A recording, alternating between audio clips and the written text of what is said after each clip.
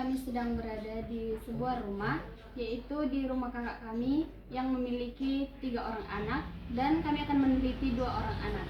Nah, anak pertama bernama Hanta dan yang anak kedua bernama Jia.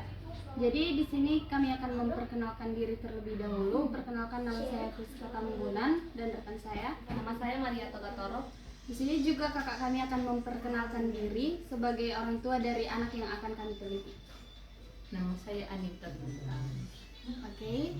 Jadi di sini kami akan melontarkan beberapa pertanyaan supaya kami mengetahui perbedaan kognitif dari kedua anak tersebut.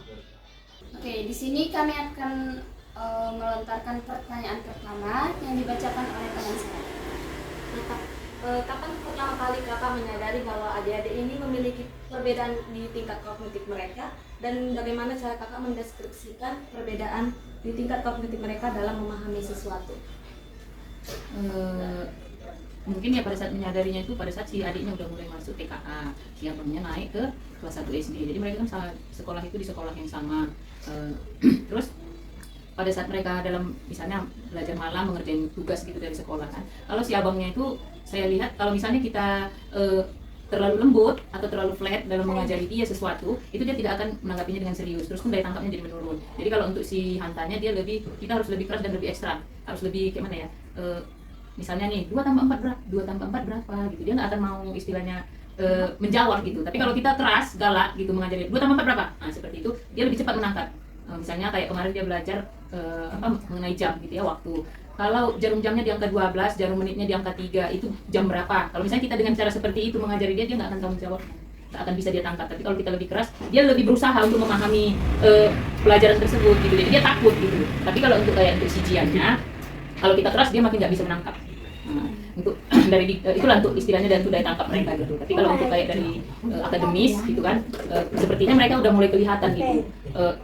Biasa kan siswa, aku suka pelajaran ini, dia lebih fokus ke pelajaran itu gitu kan. Kalau mereka di bidang akademis, saya lihat kalau abangnya dia lebih ke matematik, kalau kayak si adiknya dia lebih ke bahasa Inggris gitu. Jadi di situ saya menyadari perbedaan istilahnya daya tangkap mereka. Oke, kita lanjut ke pertanyaan kedua. Terus kak, bagaimana kakak menyesuaikan pola asuh kakak kepada adik-adik ini agar sesuai dengan kebutuhan masing-masing pada mereka? Dan apakah ada rasa khawatir atau kecemburuan di antara mereka kalau kakak ngajar si Zia dengan lembut, sedangkan si Hanta dengan harus tegas gitu?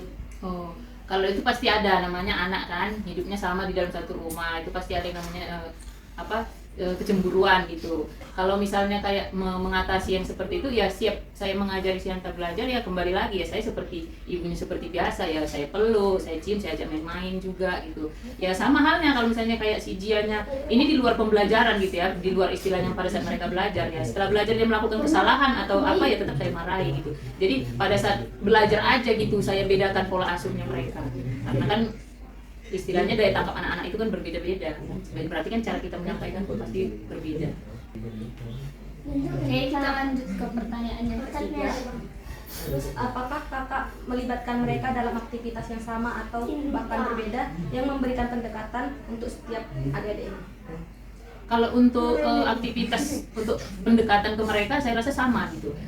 Misalnya ya, kalau misalnya lagi nggak belajar gitu kan, ya kita dinonton di sini ya sama gitu, saling bercengkrama, mendengarkan mereka berbicara gitu, mendengarkan cerita mereka pada saat di sekolah gitu. Jadi kalau kayak saya sih lebih sering kayak mana tadi di sekolah bang, ada cerita apa gitu. Kalau misalnya untuk anak laki-laki kan kita harus lebih sering menanya gitu kan, kita yang harus lebih aktif bertanya gitu, karena kan laki-laki payah bicara, mereka nggak paling suka bercerita gitu. Tapi kalau kayak adiknya dia karena dia lebih suka langsung menyampaikan gitu, menyampaikan cerita-cerita yang ada di sekolahnya, ya saya nggak begitu istilahnya nggak terlalu sering bertanya apa Ji yang terjadi di sekolah gitu, dia langsung ini. Untuk pendekatan sih lebih ke apa ya, untuk kegiatan sehari-hari misalnya membereskan mainan gitu, kalau misalnya saya lagi cuci piring di belakang, kalian beresin depan ya gitu kan, itu kan salah satu istilah pendekatan ke anak-anak juga gitu, sekalian mendidik lah. Main-mainan itu kalau kita yang berantakin ya harus kita yang beresin.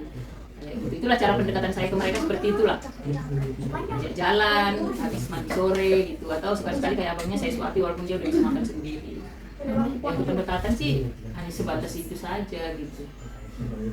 Jadi setiap harinya gitu kan, misalnya hari ini si Hanta yang nilainya kurang gitu besok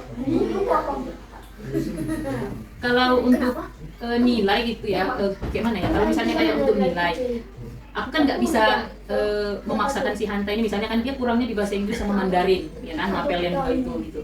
Saya nggak bisa paksakan dia, saya nggak bisa dorong dia, ayo Hanta, kau Mandarin harus 100 gitu, nggak bisa. Karena kan kayak tadi saya bilang, setiap pelajar itu kan punya istilahnya kesukaannya masing-masing gitu. Kayak PJOK, bahasa Indonesia, Pancasila, matematik, dia bisa diandalkan gitu. Jadi kalau misalnya kayak untuk nilai aku nggak harus 100 harus segini gitu, enggak. Yang penting dia bisa tangkap pelajaran di sekolahnya, dia mengerti itu apa, buat saya sih udah gitu. Tapi kalau untuk dia di pos harus nilainya 90, 100 gitu, enggak.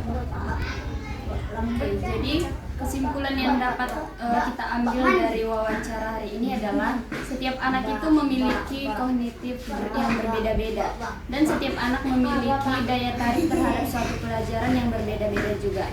Jadi kita sebagai orang tua harusnya mengetahui dan memahami bahwa setiap anak itu berbeda dan kita harus membedakan cara atau pola asuh kepada mereka.